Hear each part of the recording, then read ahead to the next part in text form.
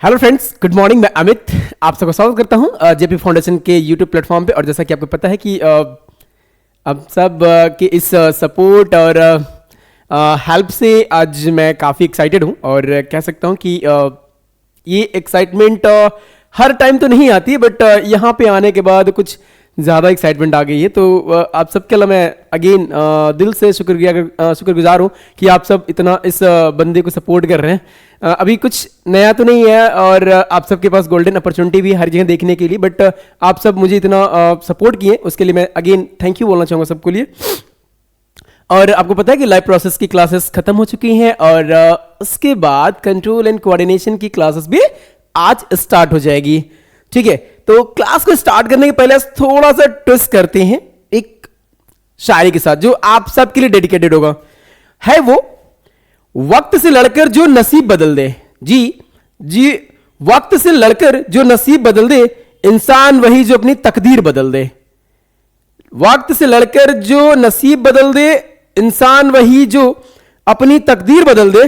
कल क्या होगा कभी मत सोचो, क्या पता कल खुद वक्त अपनी तस्वीर बदल दे। बात समझ में आ गया?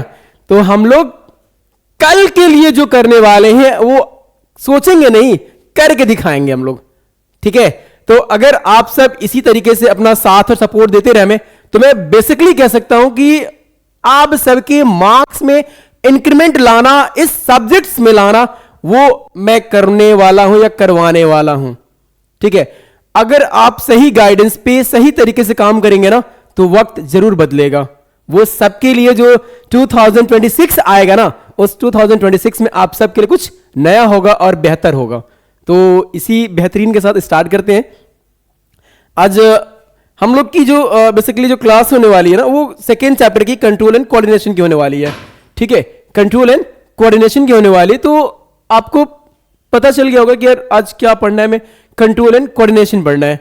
तो क्या होता है ये कंट्रोल एंड कोऑर्डिनेशन? ठीक है, तो अगर हम बात करें कि अपने बॉडी को, एक बॉडी पोस्चर लैंग्वेज को मेंटेन करना, कंट्रोल करना, ये हमारा क्या कहलाता है? कोऑर्डिनेशन कहलाता है। ठीक है, मैं आपसे बातें कर रहा हूं तो बाय द कोऑर्डिनेशन ही बात कर रहा हूं भाई, बिना कोऑर्डिनेशन से बात तो कर नहीं सकता। हाँ, दैट्स गुड। तो हम लोग को जो बातें करनी है वो बाय द इसी चैप्टर बात करनी है, तो टाइम वेस्ट नहीं करना है हम लोग को। सबसे पहले आज हम लोग को जो टॉपिक होगी बेसिकली देख लेते हैं। तो आपको कंट्रोल एंड कोऑर्डिनेशन दो पढ़ने होते हैं, एक प्लांट पे पढ़ना होता है, एक एनिमल्स पे पढ़ने होते हैं। तो आज हम लोग जो स्टार्ट करेंगे ना, वो एनिमल्स की स्टार्ट करने वाले हैं और अभी पार्ट 1 होगा। ठीक है, और एक चीज और मैं आपको इन्फॉर्म करना चाहता हूं कि चैप्टर्स को हम लोग ने पार्ट वाइज में डिवाइड कर रखना है, क्योंकि बहुत बड़े वीडियोस हो जाएंगे तो दिक्कत होती है, और छोटे छोटे वीडियोस के पार्ट में तो ज्यादा अच्छा भी लगेगा और समझने में भी काफी आपको अच्छा लगेगा। ठीक है, छोटे में वन शॉट में इतना क्लियर हो जाएगा हमारा। देखिए, सबसे पहली बात कि अगर हम इस टॉपिक को देखते हैं हम लोग, तो पहला ही क्वेश्चन लिखा है control and coordination. Living organism respond to stimuli and maintain the coordination between the different parts of the body. In animals including human beings, control and coordination are achieved by the two main systems. ठीक है, तो अगर हम लोग किसी stimulus, किसी stimuli मतलब किसी रिस्पॉन्स को हम लोग करते हैं, मतलब आपने मुझे कुछ बोला और उसके अगेंस्ट मैंने कुछ बोला, वो क्या आपका हो गया? रिस्पॉन्स हुआ। अब उस रिस्पॉन्स में स्टिमुलाई मतलब टच होती है यहां पर, उस टच के अकॉर्डिंग आप क्या रिस्पॉन्स करते हैं ना, इसी चीज को हम लोग को जानना है। और ये ह्यूमन बींग्स में कैसे होता है? तो दो मैथड से होता है। देखिए, by the nervous system, by the endocrine system, that is called as a hormones, that is called the chemical coordinations. एक तो न्यूरल कोऑर्डिनेशन होता है और एक एंडोक्राइन कोऑर्डिनेशन होता है। तो न्यूरल कोऑर्डिनेशन तो हम लोग बहुत अच्छे से जानते हैं, पता भी है, बट जो एंडोक्राइनल है वो हम लोग क्लास 6, 7, 8 में बहुत हल्का सा, बहुत लाइटली जानते हैं, बट यहां पे हम लोग बहुत ज्यादा डिटेल जानेंगे। ठीक है, आज हम लोग पहले देखते हैं नर्वस सिस्टम के बारे में, क्या होता है उसके बारे में, फिर हम लोग बात करेंगे हम लोग। ठीक है, देखिए, need for the control and coordination. अगर मैं नीड की बात करें,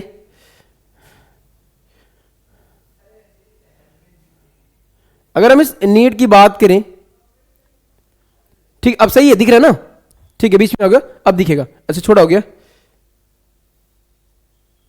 देखिए, नीड, क्यों हमें नीड है किसी चीज की? देखिए, बिना नीड के तो कोई काम कुछ नहीं करता। आपको नीड है, देन हमसे कनेक्ट हुए हैं, हमें नीड है, हम आपसे कनेक्ट हुए हैं। तो बॉडी भी को तो नीड होती है ना कि कहीं से कंट्रोल एंड कोऑर्डिनेट कर ले। मतलब ऐसा नहीं भाई ये टुल्लो जा रहा है, इधर उधर चल नहीं पा रहा, ठीक से उठ बैठ नहीं पा रहा, ठीक से बात नहीं कर पा रहा। तो हर एक चीज का मैनर होता है, तो उस मैनर की रिक्वायरमेंट क्यों होती है ये जानना चाहिए हमें।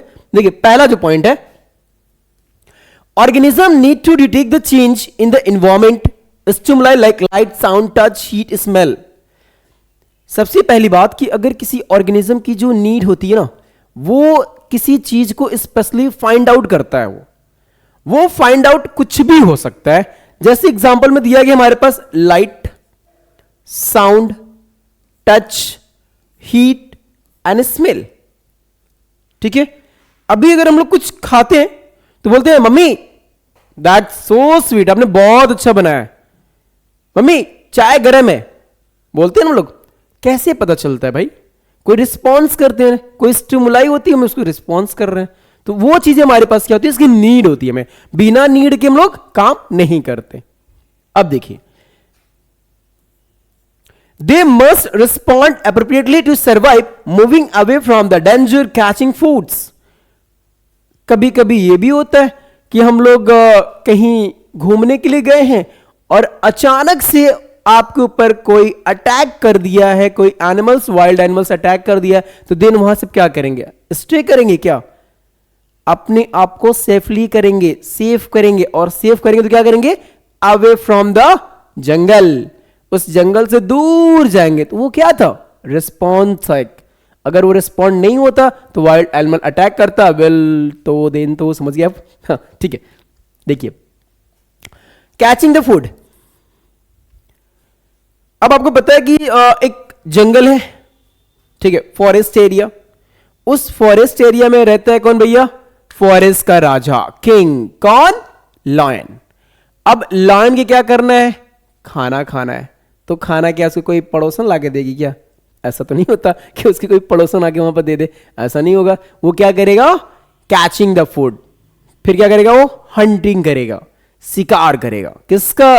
डियर्स का, या कोई अदर ऑर्गेनिज्म का जिसको वो पसंद करता हो खाने के लिए, कि मुझे आज इसी का मांस खाना है। तो जब वो मांस खाने के लिए जब भाई जाएगा तो जरूर जाएगा। अब वो सोच लेगा नहीं मुझे मारना मतलब मारना है, तो क्या करेगा वो? यहां पर कैचिंग द फूड। सही बात। चलिए आगे बढ़ते हैं। नेक्स्ट है coordination ensure the all parts of the body work together. और आपको पता है ना, अगर हम लोग कंट्रोल एंड कोऑर्डिनेट करते हैं तो हमारे जो बॉडी पार्ट्स होते हैं ना, वर्क अच्छा करता है। ठीक है, वर्क अच्छा करता है। अगर हमारा जैसे पेन है, ये पेन, हमारी उंगलियों का कोऑर्डिनेशन अच्छा नहीं होगा तो इस पे मैं सही से काम कर पाऊंगा क्या? नहीं कर पाऊंगा। आप जिस कंबल ब्लैंकेट में बैठे हैं, बैठ करके देख रहे हैं आप, उस चीजों अगर हम बात करें, अगर ब्लैंकेट का सही आपने अपने हाथों से पकड़ ना रखा हो, उसको सही से फैलाया ना हो, तो क्या आपके ऊपर आ सकती है क्या? नहीं हो सकती ना। तो इसीलिए कहा जाता है कि आपका कंट्रोल एंड कोऑर्डिनेशन इसलिए भी इंपॉर्टेंट है ताकि आपकी पूरी बॉडी वर्क्स एक साथ अच्छे से परफॉर्म करे। क्लियर है? आई थिंक आपको बात समझ में आ गई कि नीड क्यों चाहिए। चलिए रिस्पॉन्स देखते हैं, क्या कैसे रिस्पॉन्स करता है। स्टिमुलाई इन एनिमल्स। देखिए, animals have a nervous systems, fast response and endocrine system, slow response but long lasting response. बात समझ में आया? देखिए, अगर अभी हम चल रहे हैं, ठीक है, अभी रास्ते से चल रहे हैं और अचानक से पैरों में चोट लग जाए तो आप क्या करेंगे? उस चोट के अगेंस्ट अपने पैर को उसके ऊपर देंगे और चोट लग जाए, या तुरंत बैकवर्ड खींच लेंगे, पीछे की तरफ वापस आ जाएंगे? भाई चोट लगती, तकलीफ होती, पेन होता है तो वापस तो आना है ना। वापस तो आ गए। अब वापस आए दैट मीन्स कि हमारा नर्वस सिस्टम क्या हुआ? काम किया अच्छे से। एक चीज और, अभी आप गए एकदम लद्दाख, जो सबसे ऊंचाई वाली चीजों पर है, और वहां पे लाके आपको छोड़ दिया गया। लो भैया, अब तो क्या हो गया? डरना शुरू। तो वहां पे जो डर हो रही है, जो कपकपी हो रही है, जो हार्ट बीट बढ़ रहा है, वो कौन ठीक करेगा? वो करेगा कौन? Endocrine system. और ये as compare to nervous system जो होता है ना, थोड़ा स्लो करता है लेकिन काफी देर तक काम करता है। और आपको पता है जो ये धक धक धक अचानक से बढ़ जाता है, ये भी यही कंट्रोल करता है, मतलब एंडोक्राइन सिस्टम कंट्रोल करता है। क्लियर की बात? कोई दिक्कत? नो ना नीचे, बट फिर भी मैं पूछ लेता हूं। चलिए नेक्स्ट पॉइंट, ये देखिए, ये आपका नर्वस सिस्टम एनिमल्स है, ठीक है। अब इस नर्वस सिस्टम एनिमल्स को हम लोग देखते हैं तो सबसे पहले हमारे पास क्या होता है, रिसेप्टर्स आते हैं। अब वो रिसेप्टर्स क्या होती है, देखिए, receptors that things which are able to find out the someone. किसी भी चीज को फाइंड आउट करने के लिए क्या चाहिए, रिसेप्टर्स चाहिए। ये स्किन है, स्किन को मैंने ऐसे ऐसे ऐसे टच किया तो मुझे पेन फील हो रहा है। आपको भी पेन फील होता है क्या? होता ही होगा, बताओगे थोड़ी नहीं। ठीक है, अब देखो, ब्रेन जो रिसेप्टर्स में होते हैं वो सबसे पहले सेंसरी नर्व उस इसको फाइंड आउट कर लेते हैं, then sensory nerve pass on करते हैं ब्रेन और द स्पाइनल कॉर्ड्स को, and these brain are orders to motor nerves, and motor nerves are order to effects muscles और द ग्लैंड। ठीक है, और उसके बाद जो रिसेप्टर्स का क्या होता है, ऑर्गन दैट डिटेक्ट स्टिमुलाई, और उसके बाद जो होता है ऑर्गन ये बताता है भाई इसको तो थप्पड़ कस के मारो एकदम। भाई आज के टाइम की बात कर रहे हैं, आपको कोई 10 गालियां दे रहा है तो क्या बोलते हो, अब भैया 10 गालियां और दे दो मेरे को, दोगे?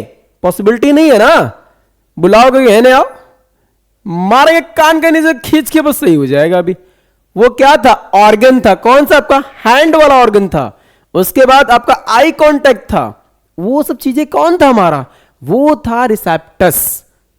ठीक है, अब देखिए क्या होता है, रिसेप्टर से पता चल गया। अब कितने रिसेप्टर्स होते हैं ये भी तो जान लेते हैं। देखिए रिसेप्टर्स में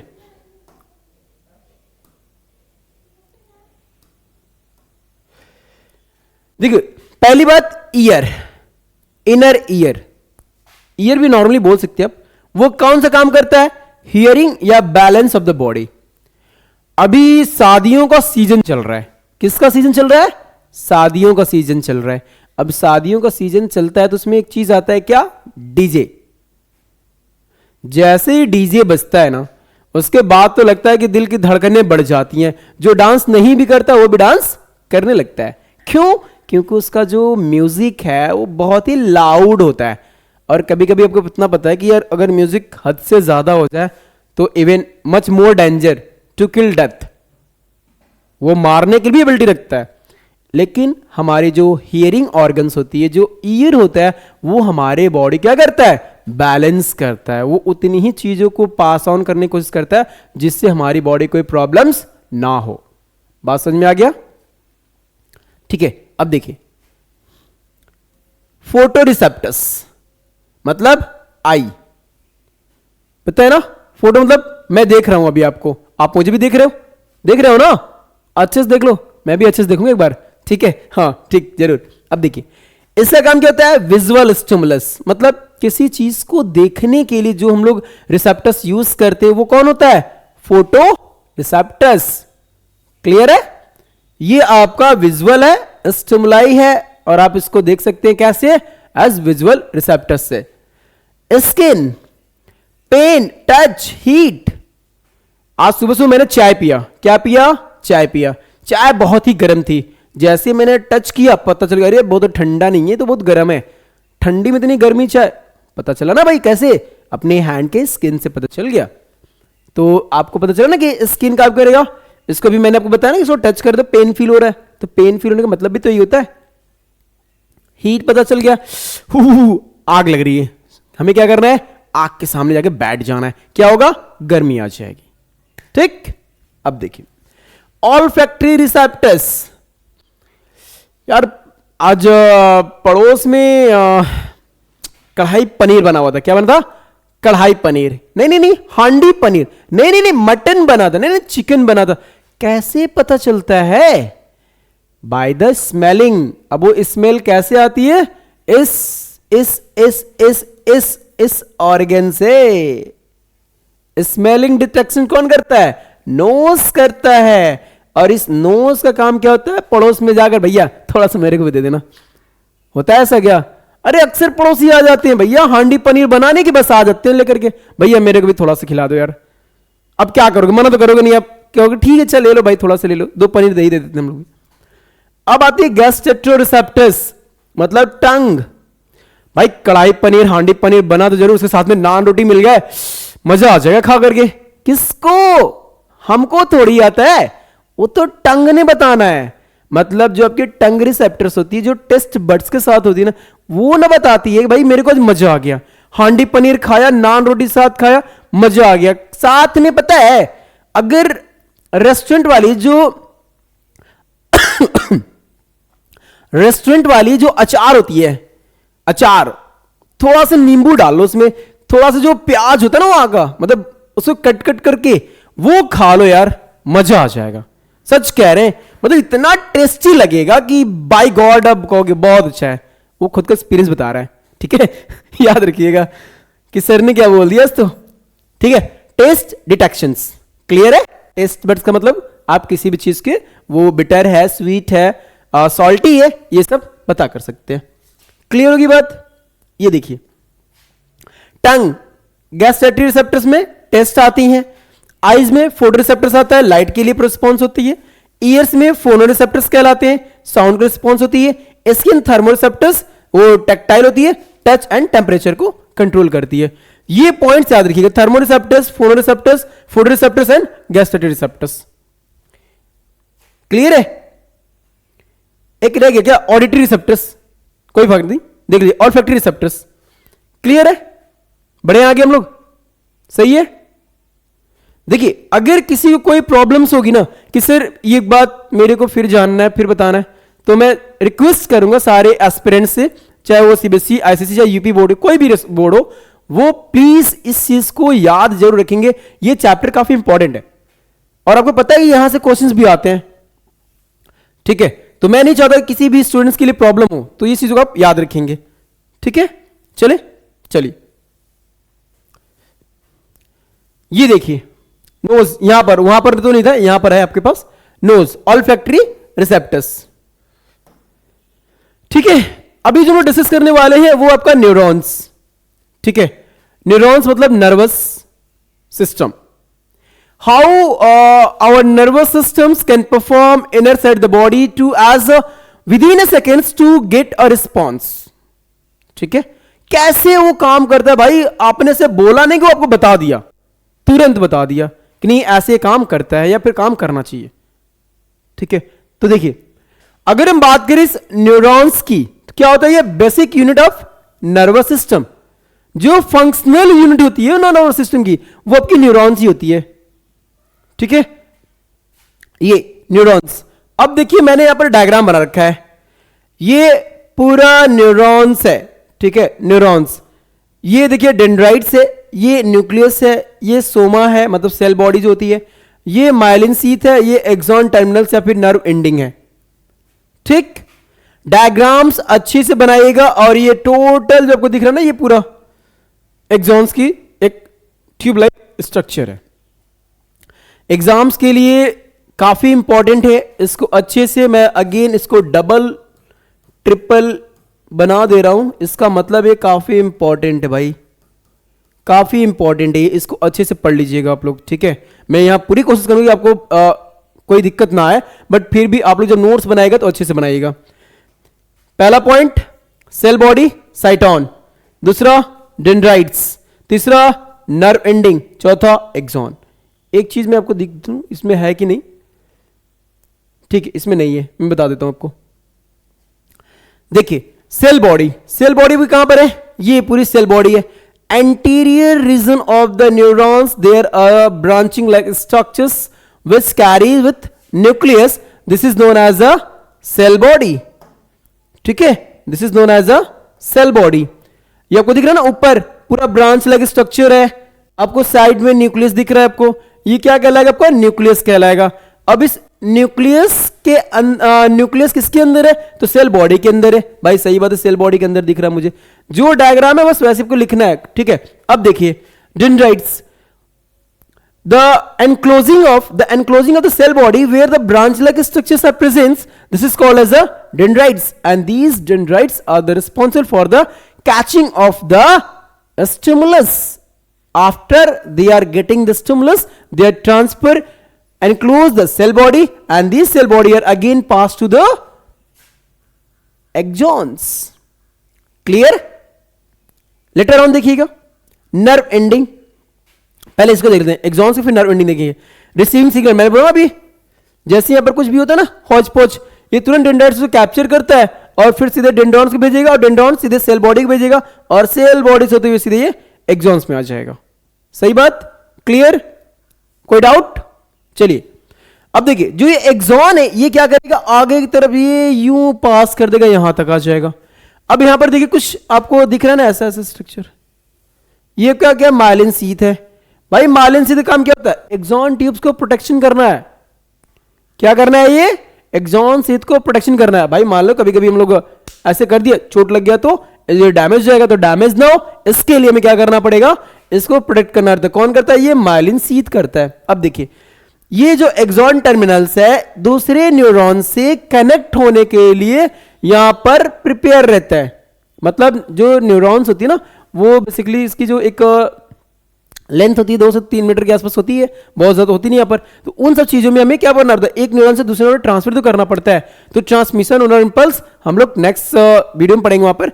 अभी इसको अच्छे से याद रखिएगा, ठीक है. चलिए देखिए, nerve ending, types of neurons कितने होते हैं, कितने टाइप्स के न्यूरॉन्स होते हैं भाई. न्यूरॉन्स देखिए, ये हमारे पास सेंसरी न्यूरॉन्स, सेंसरी, मोटर और रिले न्यूरॉन्स, या फिर स्पाइनल कॉर्ड, या फिर ब्रेन में पाए जाने वाले. तो 3 होते हैं आपके पास न्यूरॉन्स के टाइप्स. तो ये याद रखेंगे आप, ठीक है. याद रखने का पर्पस इसलिए क्योंकि आपके पास जो भी अभी आगे हम लोग आगे जब पढ़ेंगे ना, तो आपको मिल जाएगा.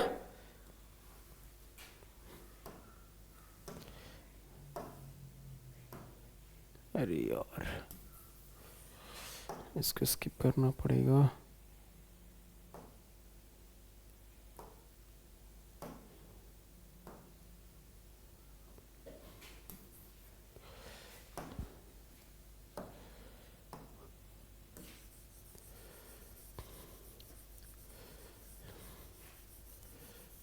देखा नहीं था क्या.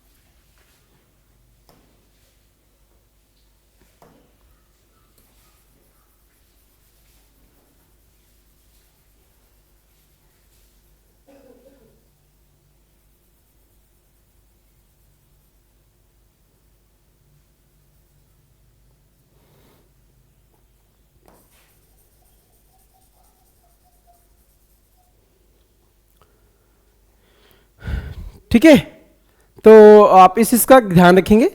ये सॉरी थोड़ा सा हो गया था, कोई बात नहीं, बट हाँ आप इस चीज़ का ध्यान रखेंगे आप. और नहीं यार,